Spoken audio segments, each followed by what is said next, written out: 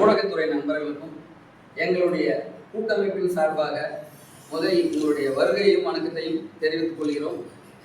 இன்று அகில இந்திய தன்னார்வ தொண்டு நிறுவனங்களின் கூட்டமைப்பின் மாநில செயற்குழு கூட்டம் கிருஷ்ணகிரி மாவட்டம் காவரப்பட்டினத்தில் நடைபெற்றது.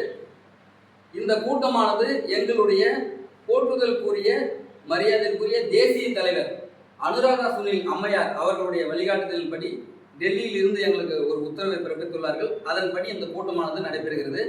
இந்த கூட்டத்தினுடைய முக்கியமான தீர்மானங்கள் என்னவென்றால், தமிழ்நாட்டில் ஏறத்தாழ அதிகப்படியான தொண்டு நிறுவனங்கள் அமைப்புகள் இருக்கின்றது. இருந்த போதிலும் தேசிய அளவில் ஒரு அமைப்பு எங்களுக்கு இருக்க வேண்டும் என்று எங்களுள் நாங்கள் ஒரு ஒத்த கருத்தாக தீர்மானம் நிறைவேற்றி 2-3 ஆண்டுகளாக இந்த கூட்டமைப்பு தொடர்ந்து செயல்பட்டு வருகிறது. அதில் தீர்மானங்கள் முதலில் நம்முடைய தமிழகத்தில் புதியதாக பொறுப்பேற்றுள்ள மாண்புமிகு தமிழ்நாடு முதலமைச்சர் அவர்களுக்கு எங்களுடைய அமைப்பின் சார்பாக நெஞ்சார்ந்த நன்றிகளை தெரிவித்துக் கொள்கிறோம்.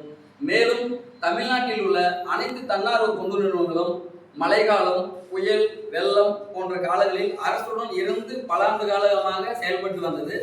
அவர்களுக்கு நலன் கருதி அனைத்து துறைகளிலும் எப்படி தனி நல வாரியம் இருக்கின்றதோ அதுபோல தன்னார்வ தொண்டு நிறுவனங்களுக்கும் தனி நல வாரியம் வேண்டும் என தற்போது உள்ள தமிழக அரசை நாங்கள் தொடர்ந்து வலியுறுத்தி வேண்டி கேட்டுக்கொள்கிறோம். மேலும் தற்பொழுது சட்டமன்றம் நடைபெற்றது. அந்த கூட்டத்தில் தமிழ்நாட்டில் 15 அதிநவீன மேம்படுத்தப்பட்ட காமராஜர் உண்டு உரோடு பள்ளி ஆரம்பிக்கப்படும் என அரசு தெரிவித்திருந்தது. அப்படி ஆரம்பிக்கப்படும் பட்சத்தில் அந்த பள்ளிகளை நிர்வகிக்க தொண்டு நிறுவனங்களுக்கு வாய்ப்பு வழங்க வேண்டும் என்று இந்த கூட்டம் வலியுறுத்தி வேண்டி கேட்டுக்கொள்கிறது.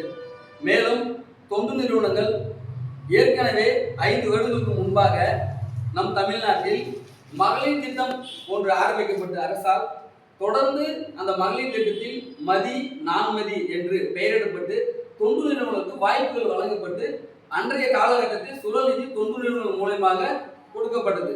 ஆனால் தற்பொழுது அந்த நிலை இல்லை. இனிவரும் காலங்களில் மாண்புமிகு தமிழ்நாடு முதலமைச்சர் அவர்கள் புதிதாக பொறுப்பேற்றுள்ளார்கள். எங்களுடைய தலையான கோரிக்கை அது சுழல்நிதி வழங்குவதும் இனிவரும் காலங்களில் மகளிர் திட்டம் மூலமாக தொண்டு நிறுவனங்களை ஒருங்கிணைத்து செயல்பட வேண்டும் என்று தொடர்ந்து நாங்கள் கேட்டுக்கொள்கிறோம். மேலும் மிக விரைவில் எங்களுடைய தீர்மானங்கள் எல்லாம் எங்களுடைய தேசிய தலைவர் அவர்களுடைய ஆணைப்படி அவர்களுடைய வழிகாட்டுதல்படி மாண்புமிகு தமிழ்நாடு முதலமைச்சர் அவர்களை விரைவில் சந்திக்க உள்ளோம்.